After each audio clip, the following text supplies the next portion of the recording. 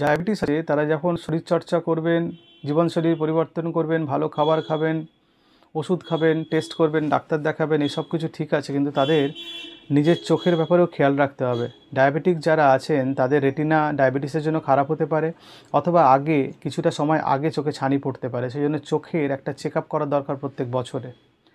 তাদের কোনো নার্ভের প্রবলেম হচ্ছে কি না বা ডায়াবেটিক নিউরোপ্যাথি হচ্ছে কিনা সেটা খেয়াল রাখা দরকার, এবং সর্বোপরি হার্ট এবং লিভার ঠিক আছে কিনা সেটা দেখা দরকার। তার জন্য আপনাকে আল্ট্রাসোনোগ্রাফি বা ইসিজি, ইকোকার্ডিওগ্রামের মতো পরীক্ষা করতে হতে পারে। ডায়াবেটিস থাকলে বাড়িতে মাঝে মাঝে গ্লুকোজ টেস্ট করতে হয়। সেটা গ্লুকোমিটার দিয়ে গ্লুকোজ টেস্ট করলে আপনি বুঝতে পারবেন সুগার কতটা ওপরে নিচে থাকছে, এইসব ব্যাপারগুলো। এবং খুব ইম্পর্ট্যান্ট হচ্ছে, আপনার যদি কোনো রকম সিমটম থাকে যে শরীরের মধ্যে কোনো অসুবিধা তৈরি হচ্ছে, সেটা একটা বুকে ব্যথা হতে পারে, শ্বাসকষ্ট, বুক ধড়ফড় হতে পারে, বসা থেকে উঠলে মাথা ঘুরে যাওয়া, এইসব ব্যাপারগুলো, সেগুলো তাহলে ডাক্তারবাবু পরামর্শ নিতে হবে। এগুলো ডায়াবেটিসের কমপ্লিকেশন।